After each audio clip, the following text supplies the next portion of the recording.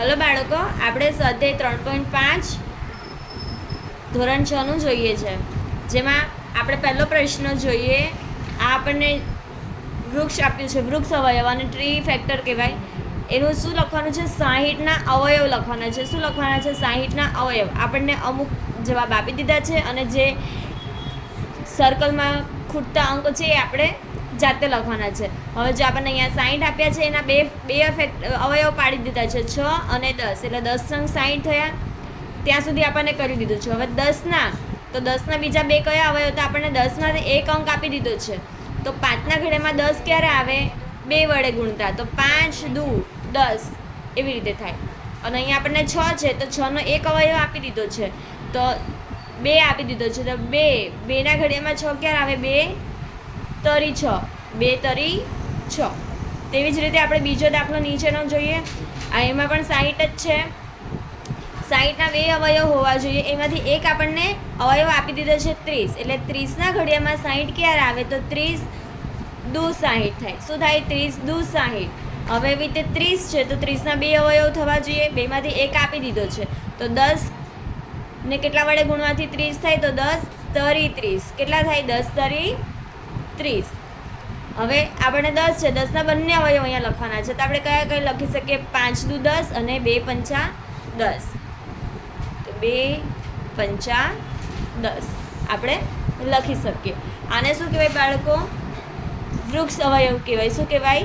વૃક્ષ અવયવ. હવે આપણે આગળનો દાખલો વાંચીએ.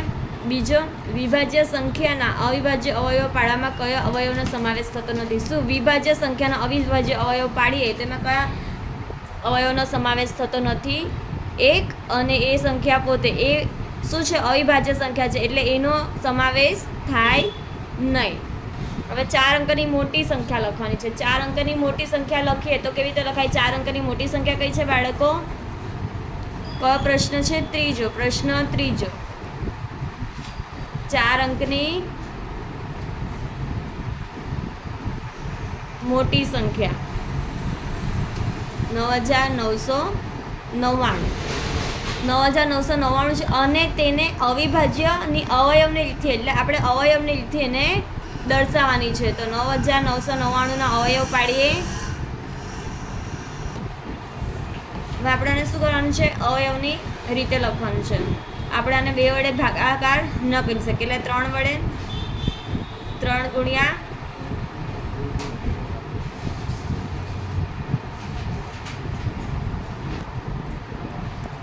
3ના ઘડિયામાં 3 3 3 3 3333. હવે 3 થી થશે 1111. હવે 11 વડે થશે 11 એકા 11, ભાગી ન શકાય તેનું 0, ને 11 એકા 11. હવે 101 ને આપણે કયા નંબર વડે ભાગી શકીએ?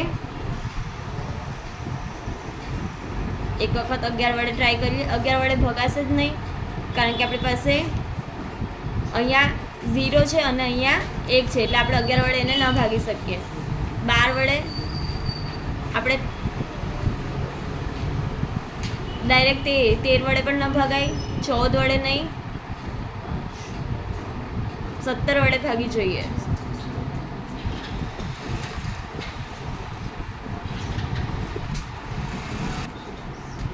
આપણે 17 વડે ના ભાગી શકીએ, 19 વડે ના ભાગી શકીએ, એટલે આપણે ડાયરેક્ટ 101 ને 101 વડે જ ભાગી શકીએ. તો અહીંયા હું લખી દઈશ 101 એકા 101. ત્યાંના અવયવ શું થયા બાળકો? 3 ગુણ્યા 3 ગુણ્યા 11 ગુણ્યા 101. હવે આપણે ચોથો પ્રશ્ન જોઈએ. આ મોટી સંખ્યા હતી, 4 અંકની મોટી સંખ્યા, અને આપણને ચોથા પ્રશ્નમાં શું કીધું છે? 5 અંકની નાનામાં નાની સંખ્યા. 5 અંકની નાનામાં નાની સંખ્યા.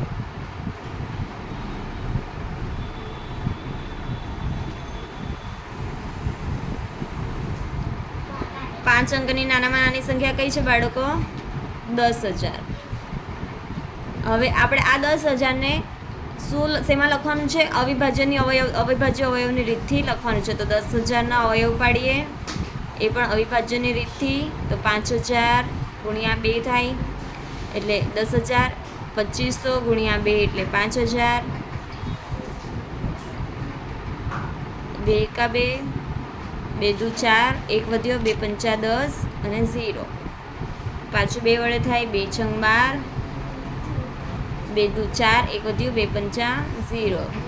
6 ને 5 હવે 2 થી ન થાય તો 6 ને 5 11, 11, 12 ને 13, 13 વડે 13 છે એટલે 3 વડે પણ ન થાય, ડાયરેક્ટ 5 વડે. 5 એકા 5, 2 વધ્યા, 5 દુ 10, 2 વધ્યા, 5 પાછું 25, 5 દુ 10, 2 વધ્યા, 5 પાછું 25, 5 પાછું 25 અને 5 એકા 5. તો આના અવયવ શું થયા બાળકો? 2 ગુણ્યા 2 ગુણ્યા 2 ગુણ્યા 2 ગુણ્યા 5 ગુણ્યા 5 ગુણ્યા 5 ગુણ્યા 5 અને 2 દુ 4, 4 દુ 8, 8 દુ 16.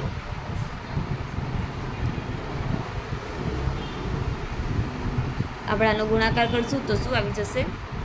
10,000.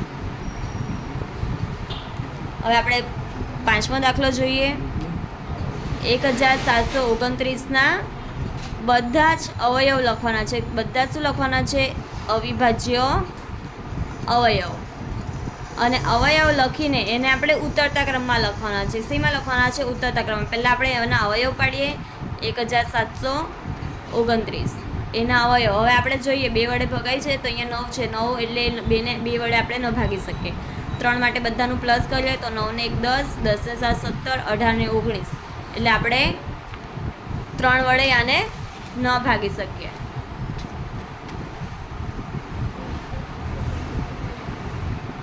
ચાર વડે ન ભગાય કારણ કે અહીંયા 29 છે. 29 4ના ઘડિયામાં ન આવે. 5 વડે ન ભગાય કારણ કે અહીંયા 9 છે. 5ની ચાવી માટે 0 અને 5 હોવો જોઈએ. એટલે 6 વડે ન ભગાય, ડાયરેક્ટ 7 વડે ભાગીને જોઈએ. તો ભાગાકાર કરીએ. 1729 ભાગ્યા 7, 7 દુ 14, 3 વધ્યા 32, 7 ચોક 28, 7 પંચા 35 વધી જાય એટલે 7 ચોક 28, 8 2માંથી 8 ન જાય તો અહીંયા 12 થયા અને અહીંયા 2, 12માંથી 8 ગયા તો 4, આ 0 અને અહીંયા 9 તો 7 7 49 એટલે ભગાઈ જાય છે અહીંયાથી 247.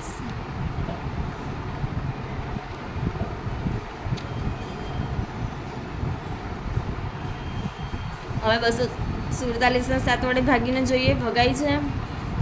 7ના ટેબલમાં 7 નથી આવતા એટલે કે 7 ચોક 28 થઈ જાય. 7 તારી 21 થઈ જાય. 7 તારી 21, 3 વધ્યા અને 7 એટલે 37 ન આવે એટલે 7 વડે ન ભાગી શકાય. તો આપણે એને ડાયરેક્ટ 13 વડે ભાગીને જોઈએ. 13 એકા 13, 13 દુ 26 વધી જાય તો 13 એકા 13, 1 1 અને 7 તો 117 થયા. 13 નવા 117 થાય. તો અહીંયા કેટલા આવ્યા? 13 નવા ને 19 ને 19 એકા 19. તો આપણે 17ના પહેલાં અવયવ શું થયા બાળકો? 7 ગુણ્યા 13 ગુણ્યા 19 અને એને આપણે ઉતરતા ક્રમમાં લખવાના છે. કેમાં લખવાના છે? ઉતરતા ક્રમમાં. ઉતરતા ક્રમમાં બાળકો નાની સંખ્યાથી મોટી સંખ્યા લખાય કે મોટી સંખ્યાથી નાની સંખ્યા? તો ઉતરતા ક્રમમાં આપણે મોટી સંખ્યાથી નાની સંખ્યા લખાય એટલે આપણે લખીએ 19, પછી 13 અને 7.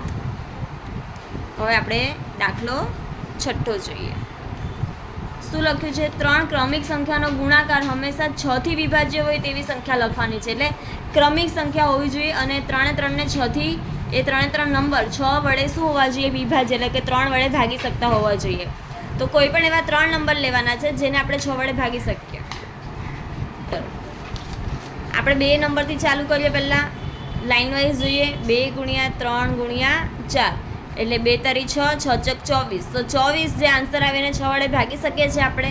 હા, તો આ સાચું છે. હવે પાછું બીજું ઉદાહરણ જોઈએ. આપણને અમુક ઉદાહરણ લખવા કીધા છે તો આપણે હજી એક ઉદાહરણ જોઈએ.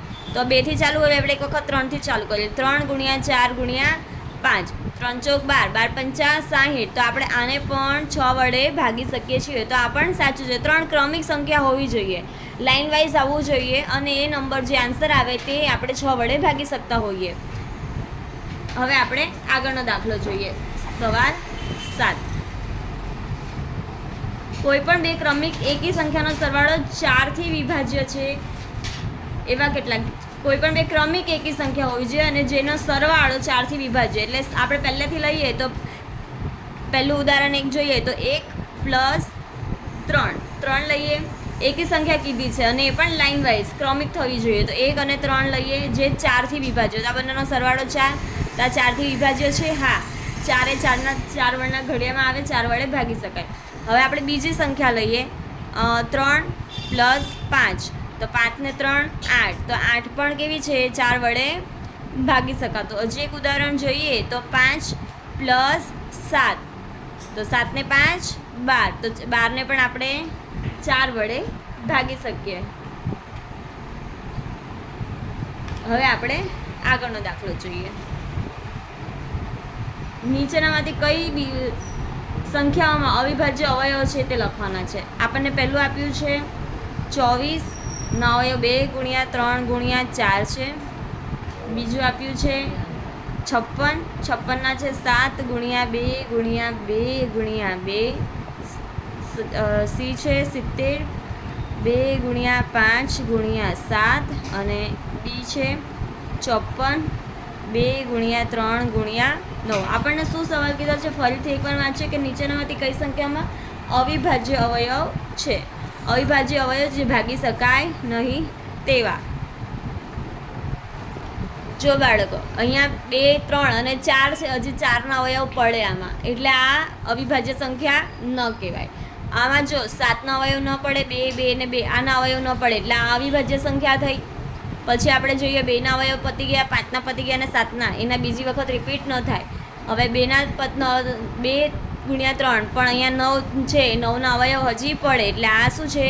વિભાજ્ય. એટલે આપણે અવિભાજ્ય સંખ્યા કીધી તો જવાબ શું આવે? બી અને સી, જે શું છે? અવિભાજ્ય અવયવ. હવે આપણે આગળનો દાખલો જોઈએ.